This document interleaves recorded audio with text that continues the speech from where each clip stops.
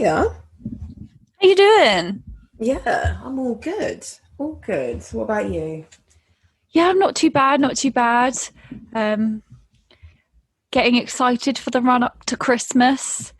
I'm not really excited, to be honest. Classic I'm you. not. No, I can get really excited for things, but I don't think it's going to be particularly great this year. Yeah. But I'm feeling a little bit sad that like I was so organised this year that like all of my presents were wrapped before the 1st of December. And so like all that stuff that I love doing, like wrapping presents, like with the Christmas film on in the background, I've done it. So I climaxed too early. I sent a text to my mum because I normally would help like my mum with the wrapping for the family. I was like, when our bubble starts, I'm coming and wrapping presents, so you best save them for me. So I plan on having a day of like wrapping paper on whatever day it is. Yeah. Cool. Fun fact: when I was younger, I wanted to have a wrapping company. So Really, you can just work in stores as like the temporary Christmas wrapping worker. Oh yeah, but there's pressure of people watching. Like, if I would literally love it, but I feel like I'm well placed where I live, like with some yummy mummies around, just to be like, you know what? Drop off your prezzies, come collect them like in a day or two, and they'll all be wrapped for you. Like that would be my dream. Wow, you've got some lofty goals. I just really enjoy it. You know, like some people hate it. I just find it really therapeutic, really enjoyable. Yeah, I actually never minded wrapping. I think it depends if you're quite a like dexterous person, like if you're good with your hands and stuff. But yeah, I haven't done any of that. I haven't even bought all my presents. I will though. It doesn't take that long, really. No. Are you an online shopper or an in-store shopper? I think this year I'll be an in-store shopper. Only because it's like you don't have to wait for it to arrive. Yeah. Apparently there's some serious delivery problems happening with like tech goods. Really? So like a lot of ports are really struggling at the moment. I don't know if it's because they've got to be slower because of COVID precautions or whatever. But yeah, apparently there's like delays, the big B. Ports. That big B that's coming. I know. I wonder if that's holding it up as well. They're waiting to see if there's a deal and if they can get some more money for these imports. Yeah, wow, that is true. Yeah. You're like, let's hang on to this for 2 weeks and we can charge import tax or something. Oh, the big B. You know what? I'm actually relieved to hear though about the big B rather than... Oh, you know what? Call it the big C because the big C means something else. The big C used to be cancer and now it's coronavirus. Cancer is pissed, you know? All that marketing it did for years. Oh, man. But you know what? There was a time where Brexit was the worst thing going on. I know. And you were fed up of hearing about it. I love a bit of Brexit now. Yeah, it's a ray of sunshine. Will he, won't he? You know? Yeah. Anyway, fashion story. Or as you like to say, fashion story. What is yours this week? I won't go too deep into it because I think we'll probably do this for next episode. Okay. But we've had a few fashion shows pop up. We've had Dior Men's, we've had Balenciaga's, and we've had Chanel's Métier d'Art recently. So I don't know why, but I just wasn't expecting them. Yeah, they silently appeared. Yeah, it's so hard to keep up with these things, but considering that we have got much less going on in our lives, I feel so overloaded sometimes with like all of this stuff. Where you're like, well, hang on, when did this happen? Yeah, I think we've lost a bit of structure to our life. You know, the 9 to 5 knowing the time work of week. year and all of that. Yeah, that provides structure to us, and the summer holiday is another block of the year that, you know, helps us navigate. existence. But we just haven't had any of that. So, and then of course, like earlier on in the year, all these brands said, we're not adhering to fashion weeks anymore. So it's just been fair game for them to put out what they want to put out when they want to put it out. Yeah. But like high level thoughts. Balenciaga, I don't know if you saw it, but theirs was like a lookbook. So it was like lots of images as opposed to video walk runway. And theirs was quite cool. I appreciate their conviction in how they present things. So basically, it was very much like avatar, like a gaming avatar, you know, where you choose your character and choose your player. Yeah. And you know, on TikTok, people do those like all those reels where they are pretending to be like a Grand Theft Auto character. Yeah. And then they change their outfits and they're doing that little like classic avatar Bob. Yeah. Balenciaga's was very much like that. All the models were posed in this gaming avatar way. And then they all wore these, you know, those knights who used to wear armor. They're all wearing those as like boots. And that's really cool. I mean, the looks, of course, with Balenciaga, the looks are all over the place. It's just like, it's like high and low fashion, you know? I don't know what other way to put it, but no, that's Balenciaga to a T. You've got a ball gown with a hoodie on top of it. You've got, you know, they throw in a bit of DHL uniform every so often. But it was like that. But I did like the way they presented it. I thought it was cool and it was really current. Dior Men's, it was sleek. I really liked it. And then Chanel, I think maybe next episode we will deep dive into her. She's gonna drag it. We all can feel it. No, I'm not. Okay. Okay, cool. Well, that's a little teaser for next week. My fashion story is that Montclair has acquired Stone Island. Yes. So I don't think Stone Island was under administration or anything. No. But Stone Island is actually such a cool brand. It's really like, I don't know, it's got like, it's basically, its ethics are really well placed. It's there for quality. It's kind of somewhat in touching with a Montclair that like, it's quite a high end sort of like clothing. People really trust it for sort of like camping clothing and all of that kind of a thing. But yeah, so I wonder if this is going to take sort of Stone Island to bigger heights. Yeah, I think it makes sense to acquire Stone Island. And correct me if I'm wrong, but Stone Island has had a bit of a revival and a rebrand in recent years, whereas it was known as like, to be honest, very in keeping with our topic for this week, but the idea of Stone Island is like a bit of just like a common brand. I actually think it was the football hooligan thing at one point. Yeah, it's come back as like a brand of quality and a brand that people really gravitate towards for certain pieces. And they've really nailed technical clothing, so that they've got great technical fabrics, sort of like thermo stuff or like heat wicking, like that.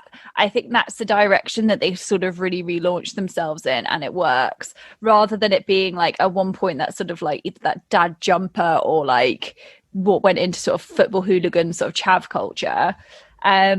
But yeah, they actually also had like their sales grew in 2020, so I guess it's a good time for them. But yeah. And I think Montclair is really cool as well, especially what they do with like Montclair Genius, where they have different designers come in and rework and remodel their puffer products into some really cool stuff. Like Richard Quinn collection was really cool. I don't know. I see like them just being this massive powerhouse for luxe sportswear and things. And I think so hopefully watch this space.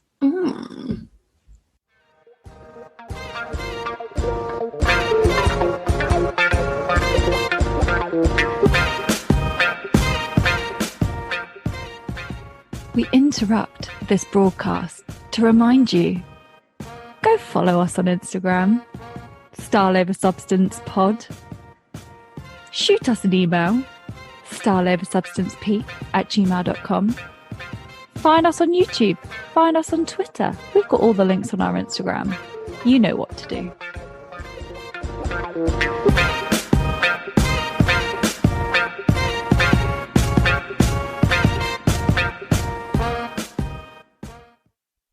Cool. So, over to this you. Week. Mm-hmm. Right, this week we are talking about the one and only Burberry. Yeah.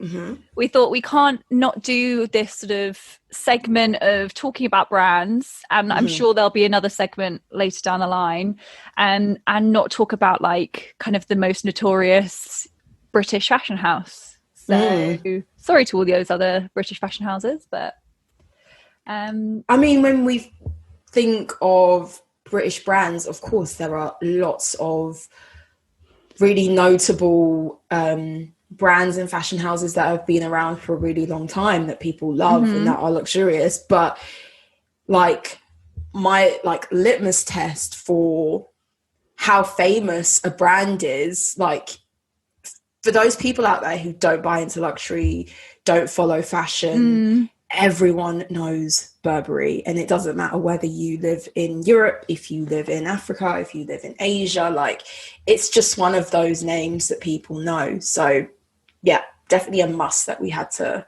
discuss today. Yeah. So I guess we'll start this episode kind of the way that we have with all the other brands, where we give sort of a brief history about the origins of Burberry, and then just talk about its journey really, and how it's ended up where it is now, and how we feel about it, and the highs, the lows, and the in-betweens.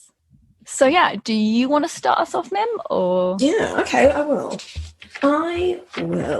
So Burberry, you know, obviously started in the UK by a man named Thomas Burberry, if you guys didn't know. And he was really young when he started. He was only 21 when he started his brand of Burberry.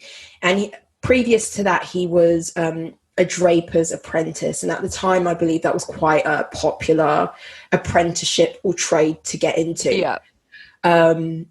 And this was back in 1856. So you can imagine, like, everyone needs to wear clothes and everything's really got to be made by hand. So you can understand it was a really valuable trade to have. So he started in Basingstoke. And what really propelled Thomas Burberry's career and name was the invention of a fabric called gabardine. And this is what we know as this breathable yet waterproof, lightweight fabric. And this is what all their trenches are made out of. They own the patent to this fabric to this day. And I think they're the only ones who use it, as far as I know. I don't know if they've licensed it out, but I think they're the only ones who exclusively own it and use it. And this fabric is really significant because it became synonymous with outdoor wear for obvious reasons, the British weather, but more amazingly, troops in World War I were outfitted in this fabric. Yeah. Not just the men in trenches, where the name trench coat comes from, but their higher uppers, their captains, you know, their generals and things. Yeah. But aside from its World War I relevance, Thomas Burberry outfitted the first man that went to the South Pole in 1911, the first expedition in 1914 to cross Antarctica, and also, I'm not sure if he's the first man, but a gentleman by the name of George Mallory who climbed Mount Everest in 1924. So these were like it was a really big deal. This fabric was like the technical fabric of the time. And it's still what they use and what they're known for to this day. Opened their first store in Haymarket in London. And I mean, there's more we can discuss later on, but anything else you want to add to like their early beginnings, Scarlett? Nice. So like that's pretty much it in a nutshell, really. Like, and I think it speaks volumes that fabric is still used today. That like over 100 years on, like that fabric is still really relevant. It's still fashionable. It's still got a purpose, and it's almost got this like, it's very similar to the sort of Barber fabric, and I wonder if they've almost like leased it or given Barber sort of some sort of connection there, because it's got this thing where like water hits it and it doesn't absorb it, it sort of just runs off. And so they focused on outerwear, and it really wasn't until the 1970s and 80s where it stopped being only outerwear. And so that's a really long time to specialize in just outerwear, and like it was all about the trenches, it was all about all of that stuff. And obviously they were probably, like you said, more like for equipping like situations before then. But to put it into context also, for those maybe who aren't familiar with British culture or history or that kind of outerwear is a big part of farmers, British farming culture, outdoor equestrian sports. Like if you look at the royals, they live in this sort of, you know, like Barber, sort of Barber style outerwear. Jacket, and for those people who, you know, reside in kind of the higher echelons of British society, it's very much an outdoorsy kind of tartan, Scottish Highlands sort of aesthetic.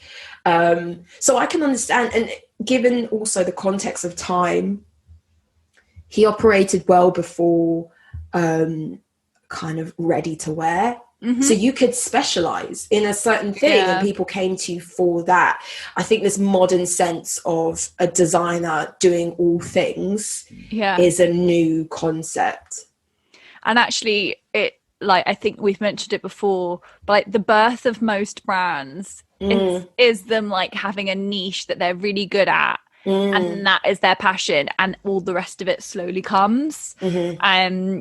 So it wasn't till, like I said, the 70s and 80s were due to like popular culture making the brand completely take off, that it became part of sort of everyday clothing, that people would wear trench coats to work on top of their suits and stuff like that. And it became quite just a statement sort of piece that everyday people were wearing rather than just bespoke clients. This huge popularity is where basically then the brand became ready to wear.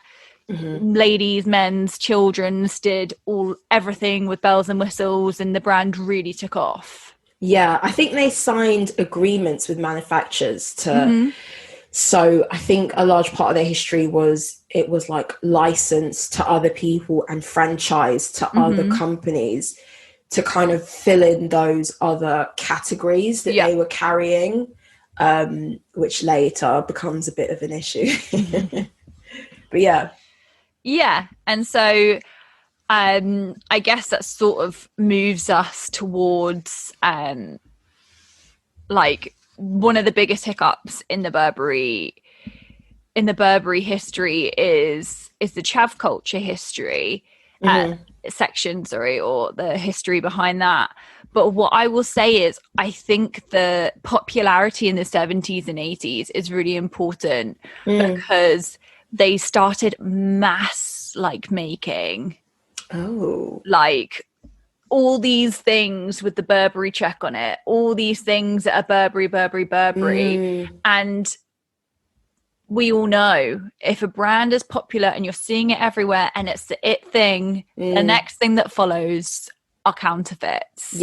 You can be like a victim of your own success in that way. Like you think you've got this golden ticket and you're running with it, which is a good thing because you want to make money and survive and all of that, but it can really come back to bite you in the arse if it's not done correctly. But having said that, I think that what happened to Burberry, where Burberry counterfeits were like flooding the market, has allowed other brands to learn from that, you know? For sure. And so, like you said, I guess the problem is that I don't think they had someone just sit down in like the 70s and 80s and say, this is the shirt we want and we're designing this. I think they gave like kind of freedom to these manufacturers to just produce Burberry things, which then has kind of, I don't know if there's been some sort of wrongdoing by these factories or whatever it is. And let's be honest, the check is very, very easy to copy. But it just led to mass-produced counterfeits of the Burberry check. And in fashion, it's very difficult. There's no such thing as copyright, really, in fashion. You can't copyright a design. What you can do is copyright patterns or trademark things. Or that maybe the process of manufacturing process. So it's not the process. So literally, so prints you can, and so logos you can. So that is why we see so many things heavily logoed, because that is the only form of kind of protection. So yeah, it's a really easy thing to sort of counterfeit. And the rules are, if you change 7 things, you're not ripping somebody off. And that could literally be the tone of like that camel color. It could be the tone of the red. It could be the lines are slightly thinner, they're slightly further apart. So it's so really easy to get around in fashion. It's really hard, and I think people fought against it less. Like, I think, you know, there's more of an uproar now with the internet that you can see it so readily. And this was also, I believe, like, correct me if you think differently, but this was around the time where counterfeit was huge. Like, you know, when we were younger and we were just like, there'd be just market stalls everywhere. Like, if you walked along Oxford Street, there would be some like kiosks, and they'd be selling you like a knockoff Marc Jacobs bag and like all of this stuff, and there'd be Burberry print things all over the place. I agree. I think that counterfeit goods operated in a much more open way than they do now. I'm not entirely sure of the reason for that, but definitely I think it's more of a faux pas to kind of pull that off. It's almost like, if you can't afford it, don't pretend, sort of thing now. So then before it was like, oh, whatever, it's like I like the Burberry check and everyone's wearing it, so it really it's not going to look cheap or bad or something because everyone's got a fake Burberry stuff. But that's what happens when you license out your name. It's an easy way to make money because you don't have the burden of manufacturing things yourself, but you really have to like keep a tight rein on how much something is produced and what is produced. And then, you know, like, other people, not blaming the manufacturers, but other people can come along and easily see, oh, that's working, we're just gonna run with it as well. Do the same thing. And I do think that Burberry, it was like the right place at the wrong time with the counterfeit culture, which basically what we're talking about is it led to, like, basically it's sort of like online it says about 4 years. I feel like it was longer than that, but I also have very bad concept of time. Where like the counterfeit like products took over and became synonymous with chav culture and football hooligans. So much so that like Burberry garments were banned in certain establishments. Like, that is wild. But we in the UK had a real problem with hooliganism. Like, it was dangerous. It's been a long time, and to be honest, football games are still somewhat dangerous. And the problem is actually not the diehard football fans, it's the people who were there and aren't that big into football but are kind of there just to kind of cause some trouble. Like, I think some people are such diehard fans that it's like, if you insult their team, then you insult them personally, and then they've had a bit too much to drink and they're with their boys, and you know that sort of like gang mentality can make people do like absolute foolishness. And so I think in a way, it's like wearing Burberry print and the check. So this is also almost Burberry, isn't it? Yeah, was it kind of labeled you as a certain type of person, and as a way to kind of like quash any sort of trouble or any, I don't know, just something worked. I think because it's not as prominent. It's not as prominent as it was. I remember it being back then.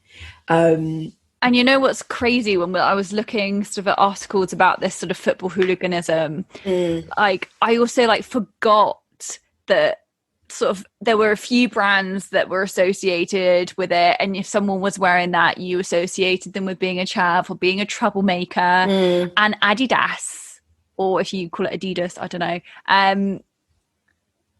that was part of it too. And I remember thinking that actually for ages, and as a kid I wore loads of Adidas because my dad used to like stock and sell it. But like I remember for a while, and like more in recent years, it's taken me a while to want to own anything from there. And I think that's some form of an association, subconsciously, not even being like aware that it was like chavvy at one point. But so like a lot of brands got like hit with this, but Burberry was for sure the most upmarket. And I would say, in my opinion, the most harmfully affected by this culture. From my memory, that's how it appeared to me as well. And sadly, this coincided with like the beginning of Christopher Bailey's creative reign. So Christopher Bailey kind of became creative director in 2001, and right up until 2014, and then from 2014 to 17 he was a CEO, which I had no idea. I didn't realize that, but that's such a long time, and he's completely really long time been part of that whole process of trying to change, not only build on Burberry's success and popularity, but change the narrative surrounding this brand. And it's only recently that we've had Riccardo Tisci as creative director, and he's benefiting from this revived, for sure, perception of Burberry, that he can kind of now he's able to completely plaster the check and rework the check in whatever way he wants, because now people see it as still a brand of substance. And even to the point where he's introduced that new TB logo, that their own like sort of monogram. I think that's on purpose as well, like in an attempt to not overuse the Burberry tartan or check. And I think it's kind of amazing that Christopher Bailey went from basically starting, and through no fault of his own, might we add, chav culture takes over, and no one wants really anything to do with Burberry because the people who are wearing the fake don't want the real, because they've got their fake scarf and their fake cap anyway. They actually stopped producing, and they took like the cap like out of stores, the real Burberry one, because of what it was like associated with. But so I think the way that him and the team and the company at large were able to do it is, as you say, pulling certain products. They removed check from all but about 10% of their range, which is like, if you remove the appearance of something, that's gonna you know, let it lie low for a bit. And then, you know, buying back a lot of their franchised areas of their business, and you know, bringing fragrance and beauty and all of that in-house, which is an area that most brands make a lot of money from. And I think he turned it around to think he started that way, and then it moved to being like what it is now, where like it was the most kind of sought after to watch sort of London fashion show. You would always want to see it because they'd have live singers. They would have it in that sort of sort of almost conservatory that they'd host in the middle of the park.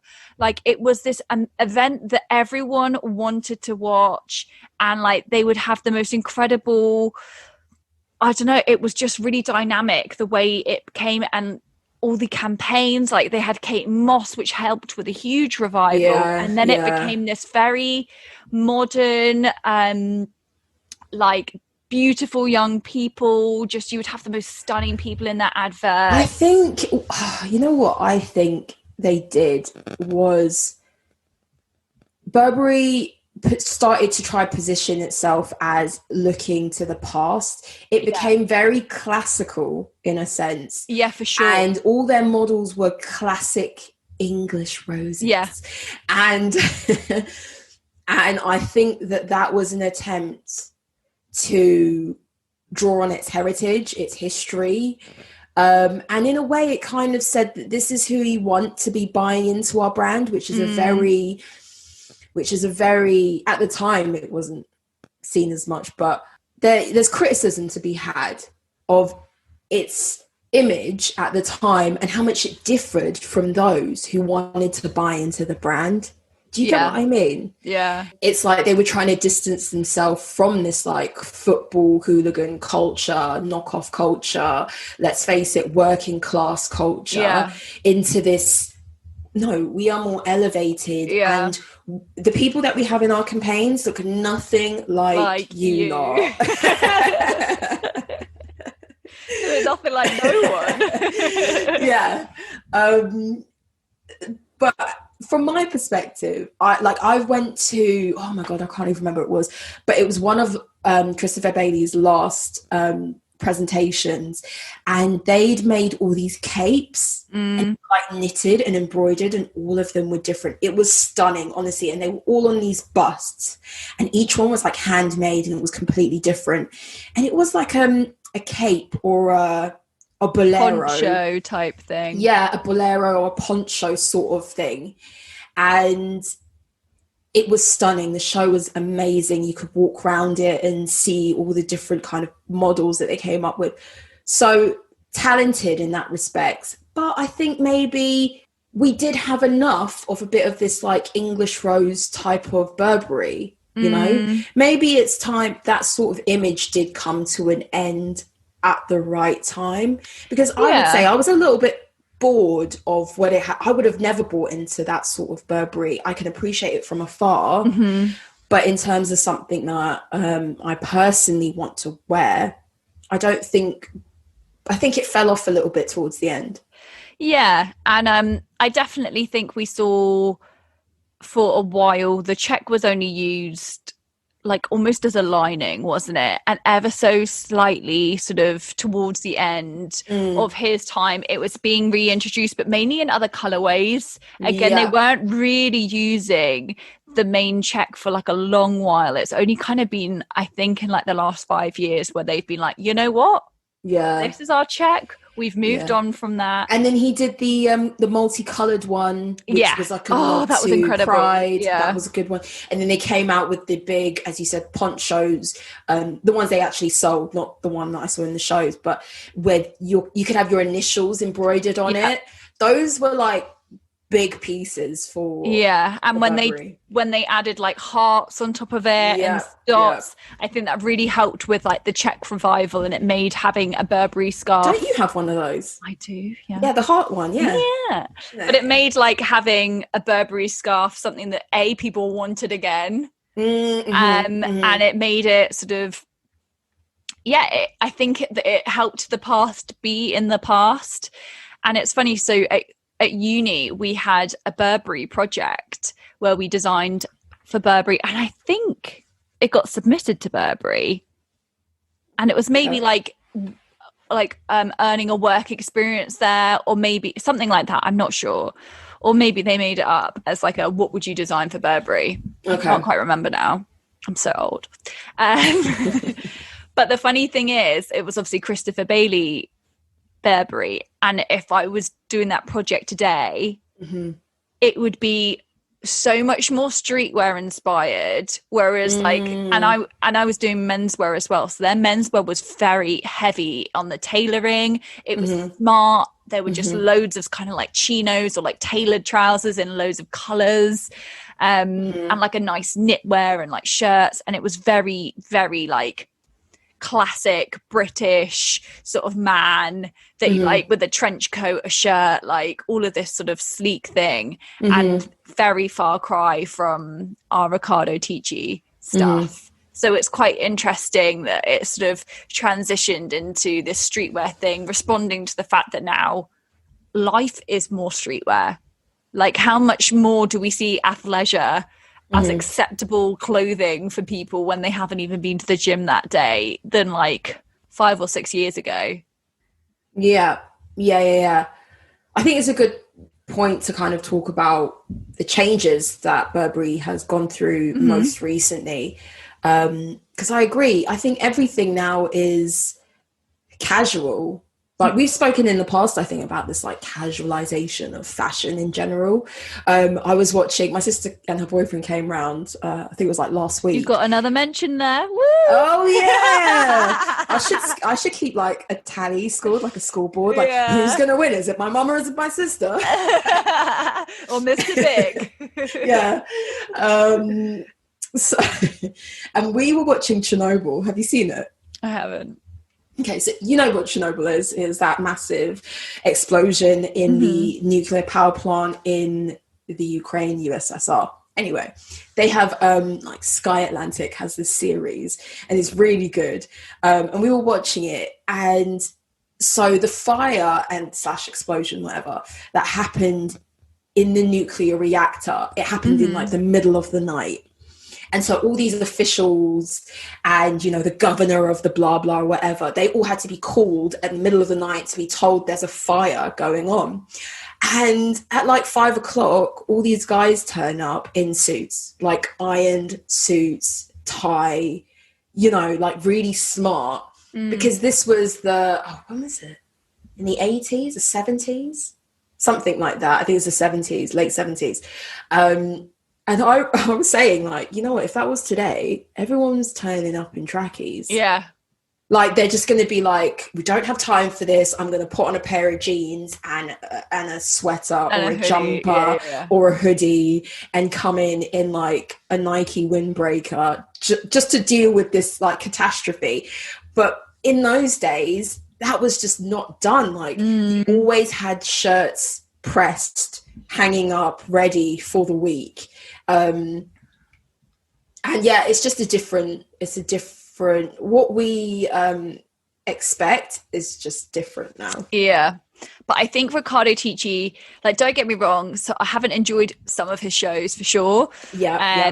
But as a whole, I think the TB is really cool that he's brought that in and kind of played even just like there's now like the B bags, like all of that stuff. He's created a new like younger modern Burberry alongside that also works alongside the existing Burberry. And like, whilst I'm not the biggest fan of some of his shows, I think the campaigns that he's recently done, the one with Marcus Rashford, I actually like, it only hit me today how like that's a really full circle moment for Burberry to have a footballer wearing streetwear, head to toe in that check that was so synonymous with chav, and like is basically like, if that was worn in the 2000s, would have been just like a straight chav walking down the street. I think it's actually really iconic and really bold to make this kind of move. And I actually just think it's really cool. It's really, really cool. That's a really important thing for me. I think Christopher Bailey was like this perceived sense of Britishness and how the world sees the UK and like aspirational, you know. Yeah. And I think that Riccardo's era of Burberry is far more homegrown, far more down to earth and playful. Don't get me wrong, he's had his first show I thought was a mess. I thought was like he was like trying to capture the old crowd, the young crowd, the sporty crowd, the sweet crowd, the like everything. Then he had like Bambi on stuff, and I thought, oh, that's a bit too reminiscent of his days at Givenchy. It was like here, there, and everywhere, don't get me wrong, but what I would say undeniably is that his stuff is more playful. It's a bit more like it's not as stuffy, and I think that reflects in a lot of things, as you've mentioned, the choice of models, the adverts that they've come out with. It's more of a sense of a Britain that we recognize as Brits. I think he's being responsive to the climate, to the culture, and long gone are the days like not many workplaces dress smart. It's only kind of in these old school sort of bank finance lawyers, that's where the dress code still's at. But unless you've got kind of client facing meetings, most companies, it's like you dress how you want to dress. You either dress up if that's you, but you can also wear like your jeans and t-shirt, or like, I mean, some of my bosses have worn like full on pajamas or joggers to work. But you know, that's but I think it's really, like you said, his shows haven't been my favorite. I still don't think for me they're there. I think he actually needs to just decide what he's doing. And just be unapologetic. But I think another way in which the way he approaches British culture is like, Burberry still has two important factories still within the UK. It's Castleford and Keighley.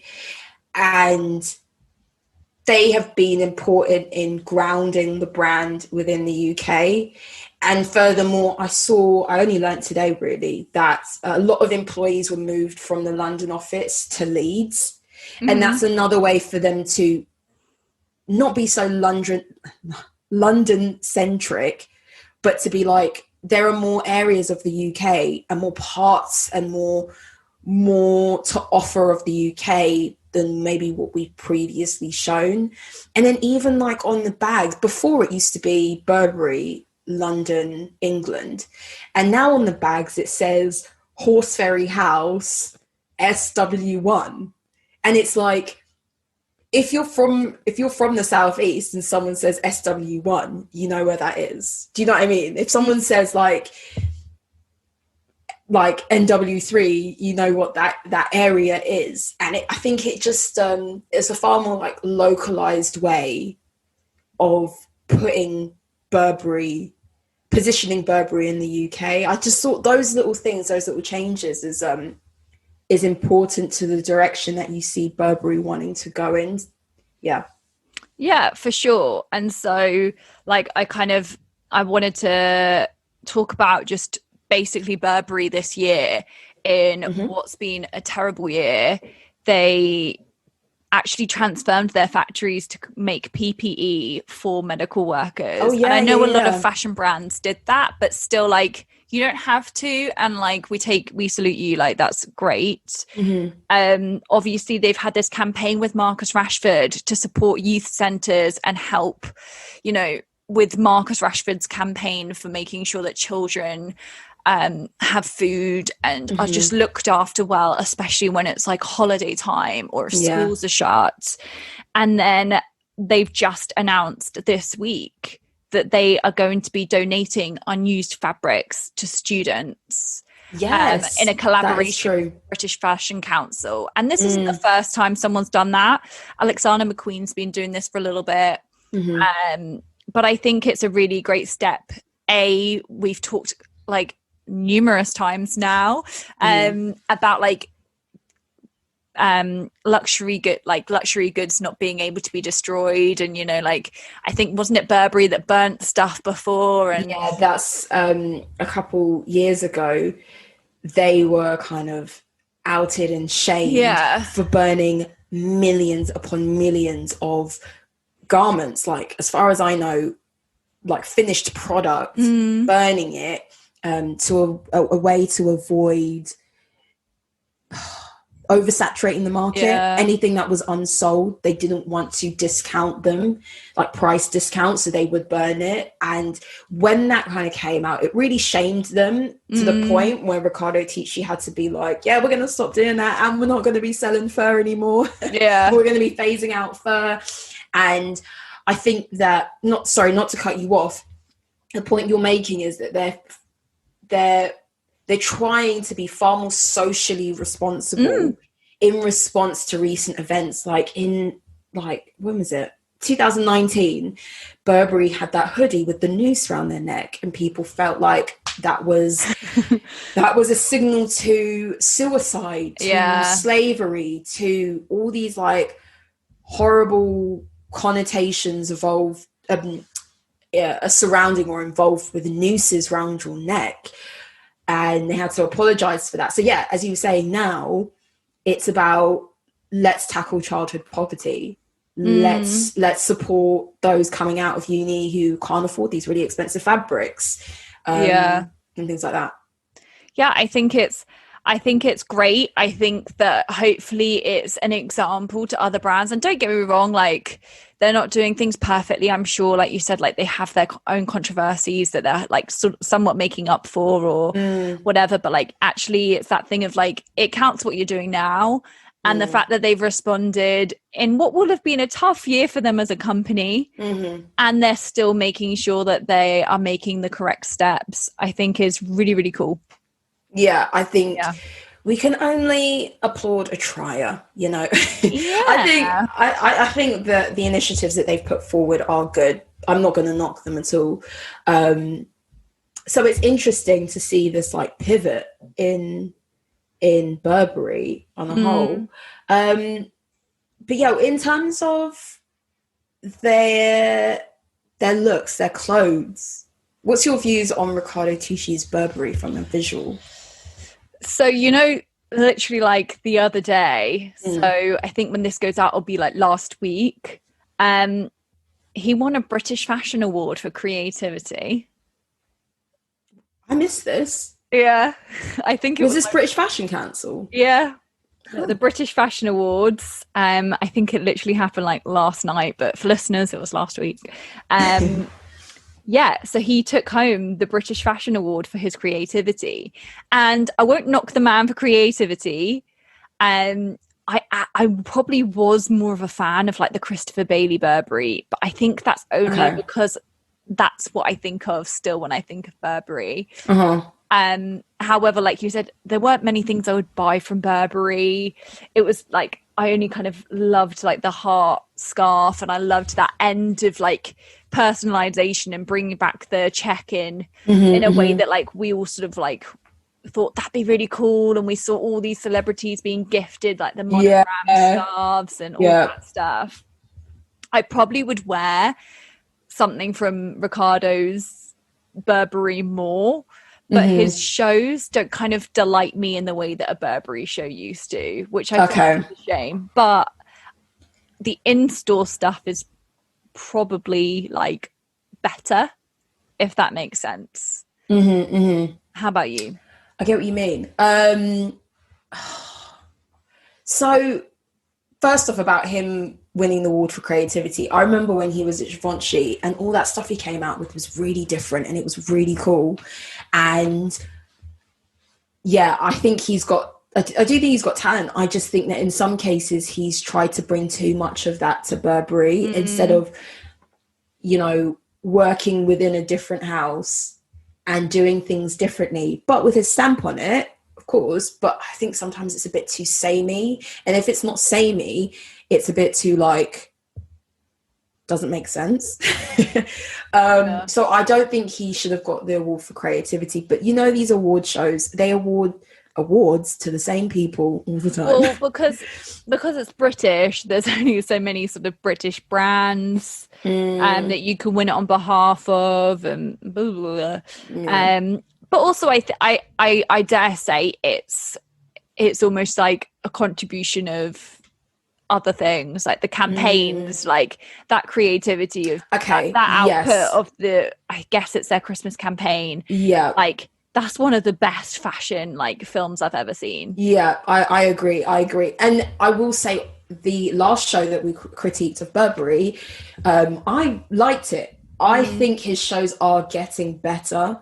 Yeah. And it would be unfair for us to compare 17 years of Christopher Bailey with 2-3 years of Riccardo Tisci, whilst he's, Tisci. you know, Tucci, sorry. Tisci. You're talking about what's his name? Stanley Tucci. Oh yeah, Tucci. Okay, I know now. When he's actually done a lot, the initiatives, the campaigns, the changing of the logo, the branding. He's got the new bags out, which is, I think they're called like pocket bags. You know, those kind of stiff, very kind of summer canvas bags. He's got a lot of new kind of leather goods. The Burberry now just does not resemble the Burberry of before. So he has been very busy. I would never have owned a Burberry bag before, and I still probably wouldn't want one, but like I would buy now. Yeah, I think his stuff those now. Canvas bags are really cool. Yeah, I think their accessories game has really stepped up. Yeah, exactly. And so I do think he has done a good job. It's just, it really is for me. The shows, the presentation of the shows, I think is my point, is just throwing me off. But they have been getting better, I think. So yeah, I'm not completely against it. Awesome. Do you have any sort of final thoughts on Burbs? No, but I do have a question for you. Okay. Just to deflect. What do you think is next for Burberry? It's really difficult. Ooh, you know what? I think they're going to keep being really in tune with British news, British popular culture, what's going on. Like they've responded to this Marcus Rashford thing pretty quickly, like to create a campaign. There'll have been some serious like legalities and like, you know, contracts to be signed, and then like all the pictures to be taken. And like, would they have designed that collection in mind for some sort of a thing like that? Because it's very sort of streetwear, who knows? Or if it just fit. I think they're going to continue doing that. I think it's definitely going to probably continue moving in more of a streetwear direction. Yeah. Which is it's very difficult to do, like the classy trenches alongside like a check, like puffer jacket. I think, because you've given me an idea, I don't know if this has happened in the past, but they could be like the official suit outfitters for like the football England team. Yeah. You know, when they go to these international games and stuff, they have a suit, but they also have their on pitch form. Or like when they go to the Olympics, there's always like a brand that will make their kit and stuff. Yeah, I wonder, because like there'll be, we obviously haven't had like the Japanese, I mean, is it the Japan 2020, the Japanese Olympics. So yeah, who knows if sort of they'll be vying for sort of uniforms and stuff like that for the next one. It'd be exciting. Like Stella McCartney's done a great job, but I think it's also exciting for other brands to have a look in and all of that stuff. But yeah, I think that's a good shout, that, you know, them being heavily involved with footballers and stuff like that, maybe there'll be some connection there. Yeah. You heard it here first, guys. Always making predictions that might be wrong. I think that we missed a little bit on, we haven't really touched on the role of online for Burberry. I think moving forward, because I know that they invest a lot on their digital platforms. They have a thing called B Series, where they basically like drop a really exclusive item and they announce it on their like Instagram, and they're like, it's going to be available from tomorrow. And then like those hype beast supreme kind of followers, resellers, and you know, those kind of people really buy into that drop culture. And I know I mean, this was a long time ago, but I had an interview with Burberry, and I remember them telling me about their e-commerce strategy, and they are like really big on selling online and through different online channels and social media and things like that. So I think that they're going to continue to focus on that. Like, it's like a race to the end. Who can do it bigger and better in the end, you know? Yeah. So, yeah, I think that they maybe was employ more Brits and just try to be like the king of British fashion. But I think they're really like well placed to, you know, having that social impact, as you said, and continuing on where they are, because I think what they're doing now is exciting. It is bringing something to the brand, albeit some dodgy clothes, but yeah. So that's it, I think. Yeah. That's our episode on Burberry, I think. Really cool one. Next week we will talk about Chanel's Métier d'Art and other shows that have just like popped up as well. But again, if you have any suggestions on other brands that you think are going through a period of change or are, you know, overlooked or just interesting, their history and their trajectory is really interesting, then hit us up, send us an email, drop us a DM on Instagram, and just let us know your topic suggestions, because literally if someone suggests something, we tend to do it. Yeah. But yeah, thanks again for listening to this week's episode of Style Over Substance. I've been Mim. And I've been Scarlett. See you next week.